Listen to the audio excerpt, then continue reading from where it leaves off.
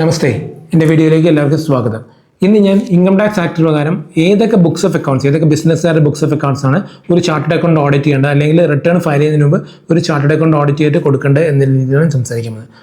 Section 63 of the act, പുതിയ act പറയുന്നത് section 63 of the ആക്ടിലാണ്. പഴയ ആക്ടിൽ 44AB എന്ന് പറയും. അവിടെയാണ് ടാക്സ് ഓഡിറ്റ് എന്ന് പറഞ്ഞ കേസിൽ ഓമന പേരിൽ ഇത് അറിയപ്പെടുന്നത് വരുന്നത്. അവിടെ ഒരു ചാർട്ടേഡ് അക്കൗണ്ടന്റ് നിങ്ങളുടെ ബുക്സും ബാലൻസ് ഷീറ്റും എല്ലാം സർട്ടിഫൈ ചെയ്യണം. സർട്ടിഫൈ ചെയ്തിട്ട് അതിൻ്റെ പുറത്ത് പ്രിസ്ക്രൈബ് ഫോം 3CD 3CB എന്ന 2 ഫോമുണ്ട്. ആ ഫോം വെച്ചിട്ട് മാത്രമേ നമുക്ക് റിട്ടേൺ ഫയൽ ചെയ്യാൻ പറ്റുള്ളൂ.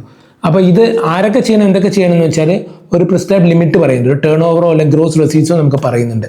അപ്പോൾ പുതിയ ആക്ട് പ്രകാരം, പുതിയ ഇത് പ്രകാരം നമുക്ക് 10 കോടിയാണ് അതിൻ്റെ ലിമിറ്റ് വരുന്നത്. 3 കോടിയായിരുന്നു, പക്ഷേ 10 കോടി വരെയാണ് ലിമിറ്റ് വരുന്നത്. ഈ 10 കോടി വരെ ഉള്ളവർ നമ്മൾ ഓഡിറ്റ് ചെയ്യണം എന്നുള്ള കണ്ടീഷൻ വരുന്നില്ല. പക്ഷേ ഈ 10 കോടിയിൽ തന്നെ വേറൊരു ലൂപ്പ് ഹോൾ ഉള്ളതെന്ന് വെച്ചാൽ ഈ 10 കോടി കിട്ടിയ എല്ലാ എമൗണ്ടും നമ്മൾ ബാങ്ക് ത്രൂ കിട്ടിയതായിരിക്കണം. അതായത് ക്യാഷായിട്ട് ഒന്നും വരാൻ പാടില്ല, അല്ലെങ്കിൽ ക്യാഷ് സെയിൽസോ ക്യാഷ് പർച്ചേസോ ആയിട്ട് ഒന്നും വരാൻ പാടില്ല. പക്ഷെ അങ്ങനെ നോർമലി ഒരു ബിസിനസ്സിനും അങ്ങനെ വരാൻ സാധ്യതയില്ല. സോ അങ്ങനെ വരുമ്പോൾ 3 കോടിക്ക് മേലെ വരുന്ന എല്ലാ ബിസിനസ്സുകാരും നമ്മൾ ഒരു ടാക്സ് ഓഡിറ്റ് ചാർട്ടേഡ് അക്കൗണ്ടിനെ കൊണ്ട് ഓഡിറ്റ് ചെയ്യിക്കണം എന്നുള്ളത് വരും. അതായത് 5% എന്തായാലും ക്യാഷ് സെയിൽസ് ഉണ്ടാവും, 5% എന്തായാലും ഉണ്ടാവും, അല്ലെങ്കിൽ പിന്നെ എല്ലാം നമ്മൾ ഇതായിരിക്കണം. പക്ഷെ അങ്ങനെ വരാൻ ഒരു ബിസിനസ്സിന് സാധ്യതയില്ലാത്തതുകൊണ്ട് നമ്മളത് ഓഡിറ്റ് ചെയ്യേണ്ടി തന്നെ വരും.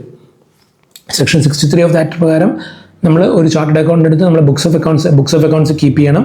ആ ബുക്സ് ഓഫ് അക്കൗണ്ട്സ് അയാളുടെ അടുത്ത് കൊടുക്കുക. എന്നിട്ട് അവർ നമ്മളത് പ്രിപ്പയർ ചെയ്തിട്ട് ലാഭനഷ്ടങ്ങൾ പ്രിപ്പയർ ചെയ്തിട്ട് അവരത് ഓഡിറ്റ് ചെയ്തതിന് ശേഷം അവരെൻ്റെ റിപ്പോർട്ടും വെച്ചിട്ട് നമുക്ക് റിട്ടേൺസ് ഫയൽ ചെയ്യും. ഈ റിട്ടേൺസ് ഫയൽ ചെയ്യാനും ഒരു സമയം പറയുന്നുണ്ട്. അതായത് നമ്മൾ ഇതിൻ്റെ റിപ്പോർട്ട് 3CD 3CB അല്ലെങ്കിൽ ഓഡിറ്റ് റിപ്പോർട്ട് എന്ന് പറയുന്നത് നമ്മൾ സാധാരണ റിട്ടേൺ ഫയൽ ചെയ്യുന്നതിന് 1 മാസം മുമ്പെങ്കിലും ഫയൽ ചെയ്തിട്ടുണ്ടാവണം. അതിനുശേഷം 1 മാസം കഴിഞ്ഞിട്ട് ഇതിൻ്റെ ടാക്സ് ഓഡിറ്റിൻ്റെ റിട്ടേൺ നമ്മൾ ഫയൽ ചെയ്തിട്ടുണ്ടാവണം. അല്ലാത്ത പക്ഷം നമ്മൾ പെനാൽറ്റിയൊക്കെ വരാനുള്ള സാധ്യത, എന്തുകൊണ്ട് ഓഡിറ്റ് ചെയ്തിട്ടില്ല എന്ന് പറഞ്ഞാൽ പെനാൽറ്റി വരാൻ സാധ്യതയുണ്ട്. അപ്പോൾ ഇത് എപ്പോഴാണ് ഇതിൻ്റെ ലിമിറ്റ്, ഇതിൻ്റെ ഓഡിറ്റ് ഡ്യൂ ഡേറ്റ് വരുന്നതെന്ന് വെച്ചാൽ 31 ഒക്ടോബർ ആണ് എല്ലാ വർഷത്തിൻ്റെയും. ഇപ്പോൾ ഈ വർഷത്തെ കണക്കാണെങ്കിൽ അടുത്ത വർഷം 31 ഒക്ടോബറിന് മുമ്പ് ഇത് ഓഡിറ്റ് ചെയ്തിട്ട് റിട്ടേൺ ഫയൽ ചെയ്തിട്ടുണ്ടാവണം. സോ 31 ഒക്ടോബർ എന്ന് പറയുമ്പോൾ സെപ്റ്റംബർ മാസത്തിൽ നമ്മൾ ആ റിപ്പോർട്ട് നമ്മൾ ഫൈനലൈസ് ചെയ്തിട്ട് അത് സൈൻ ചെയ്തിട്ട് അത് ഫയൽ ചെയ്യുക. അതിനുശേഷം 31 മാർച്ചിന് മുമ്പ് നമ്മൾ റിട്ടേണും ഫയൽ ചെയ്ത് വയ്ക്കുക. അങ്ങനെയാണെങ്കിൽ നമ്മൾ ടാക്സ് ഓഡിറ്റ് റിപ്പോർട്ട് ഫയൽ ചെയ്തിട്ടില്ല എന്ന് പറഞ്ഞാൽ പെനാൽറ്റി നമുക്ക് ഒഴിവാകാൻ പറ്റും. സ്പെസിഫൈഡ് പ്രൊഫഷണൽസിൻ്റെ കേസിലും ഉണ്ട്. ഇപ്പോൾ ഡോക്ടേഴ്സും എഞ്ചിനീയേഴ്സും അങ്ങനത്തെ ചാർട്ടേഡ് അക്കൗണ്ട്സ് അങ്ങനത്തെയൊക്കെ ആണെങ്കിൽ 50 ലക്ഷത്തിന് മേലെ നമുക്ക് വരുമാനം, അതായത് ഗ്രോസ് റെസീറ്റ്സ്, അത് എന്തും ആവാം, കൺസൾട്ടേഷൻ ഫീസ് ആവാം, അല്ലെങ്കിൽ ഇപ്പം മരുന്ന് കമ്പനിക്കാർ കൊടുത്ത പൈസ ആവാം, എന്തെന്നായിരുന്നു നമ്മുടെ ടോട്ടൽ റെസീറ്റ്സ് 50 ലക്ഷത്തിന് മുകളിൽ പോകുന്നുണ്ടെങ്കിൽ നമ്മളുടെ കണക്കുകൾ ഒരു ചാർട്ടേഡ് അക്കൗണ്ടിനെ കൊണ്ട് ഓഡിറ്റ് ചെയ്യിക്കണം. അവർ തരുന്ന റിപ്പോർട്ട് നമ്മൾ ഫയൽ ചെയ്യണം. അവരുടെ ബാലൻസ് ഷീറ്റിൽ, നമ്മുടെ ബാലൻസ് ഷീറ്റിലും profit and loss account, income and എക്സ്പെൻഡിച്ചറിൽ ചാർട്ടേഡ് അക്കൗണ്ട് സിഗ്നേച്ചറും UDAനും വേണ്ടി വരും. അതിപ്പം ബിസിനസ്സിനായാലും അതേ പ്രൊവിഷൻ തന്നെയാണ് വരുന്നത്. അതിൽ നമ്മൾ ചെയ്തിട്ട് നമ്മൾ ഫയൽ ചെയ്യുക. നമ്മൾ ഫയൽ ചെയ്യേണ്ട ഡ്യൂ ഡേറ്റ് ഞാൻ നേരത്തെ പറഞ്ഞ മാതിരി തന്നെ 31 ഒക്ടോബറാണ് നമ്മൾ ഫയൽ ചെയ്യേണ്ട ഡേറ്റ്. അതിന് 1 മാസം മുമ്പ് നമ്മൾ ഈ റിപ്പോർട്ട് ഫയൽ ചെയ്യേണ്ടി വരും. അപ്പോൾ ആ ഫയൽ ചെയ്തതിന് ശേഷം വിത്തിൻ 1 മന്ത് ഇതിൻ്റെ റിട്ടേൺസും ഫയൽ ചെയ്യുക. പിന്നെ ഇത് ഫയൽ ചെയ്യുന്ന സമയത്ത്, ഇതിപ്പം ഓഡിറ്റ് ചെയ്യാൻ നമ്മൾ കൊടുക്കുന്ന സമയത്ത് നമ്മൾ ബുക്സ് ഓഫ് അക്കൗണ്ട്സ് നമ്മൾ കീപ്പ് ചെയ്യണം.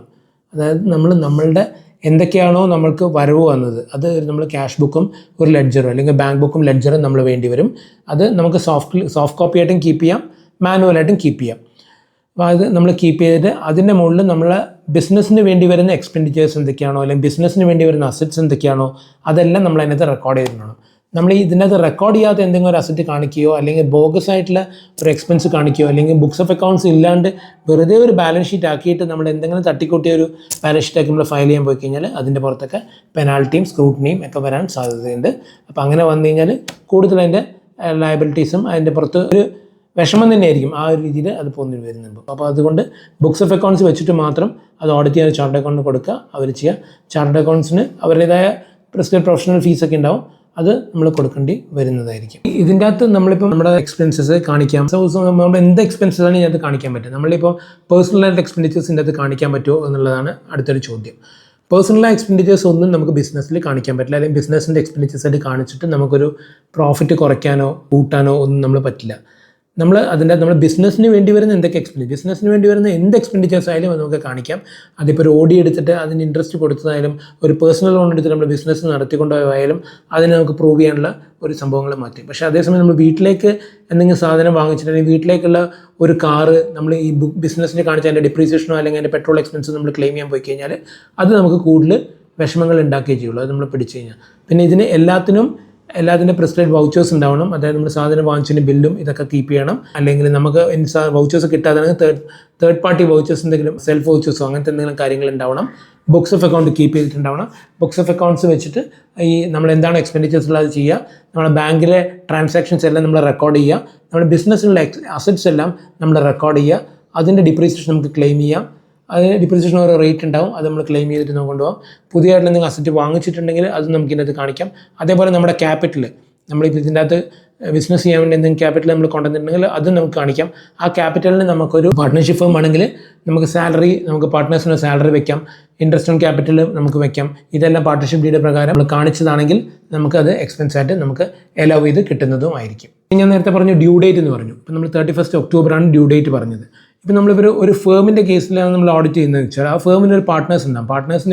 പാർട്ട്നേഴ്സിൻ്റെ പേഴ്സണൽ ആയിട്ടുള്ള ഇൻകം ഒക്കെ ഉണ്ടാവും. അവരും റിട്ടേൺ ഫയൽ ചെയ്യേണ്ടി വരും. അവരുടെ പ്രിസ്റ്റഡ് ലിമിറ്റിന് മുകളിൽ പോകുന്നുണ്ടെങ്കിൽ അവർക്ക് ഈ ഫേമിൽ നിന്ന് ഒരു സാലറി കിട്ടുന്നുണ്ടാവും, ഇൻട്രസ്റ്റ് കിട്ടുന്നുണ്ടാവും, അവർക്ക് വേറെ എന്തെങ്കിലും പേഴ്സണൽ ഇതൊക്കെ ഉണ്ടാവും. അപ്പോൾ അവരും റിട്ടേൺ ഫയൽ ചെയ്യേണ്ടി വരും. അപ്പോൾ സാധാരണഗതിയിൽ ഒരാൾക്കാർ നമ്മൾ റിട്ടേൺ ഫയൽ ചെയ്യേണ്ട ഡേറ്റ് ജൂലൈ ആണ്. അതായത് ഈ വർഷത്തെ റിട്ടേൺ അടുത്ത വർഷം ജൂലൈ ആകുമ്പോഴത്തേക്ക് നമ്മൾ ഫയൽ ചെയ്യേണ്ടി വരും. പക്ഷേ നമ്മൾ ടാക്സ് ഓഡിറ്റുള്ള കേസിലെ ഒരു പാർട്ട്നേഴ്സ് ആണെങ്കിൽ അവരുടെ റിട്ടേൺ നമ്മൾ 31 ഒക്ടോബറിന് മുമ്പ് ഫയൽ ചെയ്താൽ മതി. അതായത് നമ്മൾ ടാക്സ് ഓഡിറ്റുള്ള ഒരു ഫേമിൻ്റെ പാർട്ട്ണർ ആണെങ്കിൽ അവരുടെ പേഴ്സണൽ റിട്ടേൺ നമ്മൾ 31 October of that concerned year മാത്രം ഫയൽ ചെയ്താൽ മതി. 31 ജൂലൈക്ക് നമ്മൾ ഫയൽ ചെയ്യണമെന്നില്ല. സോ നമുക്കൊരു 3-4 മാസത്തിൻ്റെ ഗ്യാപ്പ് അവിടെ നമുക്ക് കിട്ടുന്നുണ്ടാവാം. പക്ഷേ സാധാരണ ഇപ്പം ഓഡിറ്റൊന്നും ഇല്ലാത്ത ഒരു ഫേം ആണെങ്കിൽ അതിൻ്റെ പാർട്ട്നേഴ്സ് 31 ജൂലൈക്കുള്ളിൽ തന്നെ അവരുടെ പേഴ്സണൽ റിട്ടേൺസ് നമ്മൾ ഫയൽ ചെയ്തിട്ടുണ്ടാവണം. എൻ്റെ ഈ വീഡിയോ കണ്ടതിന് എല്ലാവർക്കും നന്ദി. വീഡിയോ ഷെയർ ചെയ്യുക, ലൈക്ക് ചെയ്യുക. കൂടുതൽ വീഡിയോകൾക്കായി ബെൽ ബട്ടൺ അമർത്തുക. Once again Ratheesh signing of.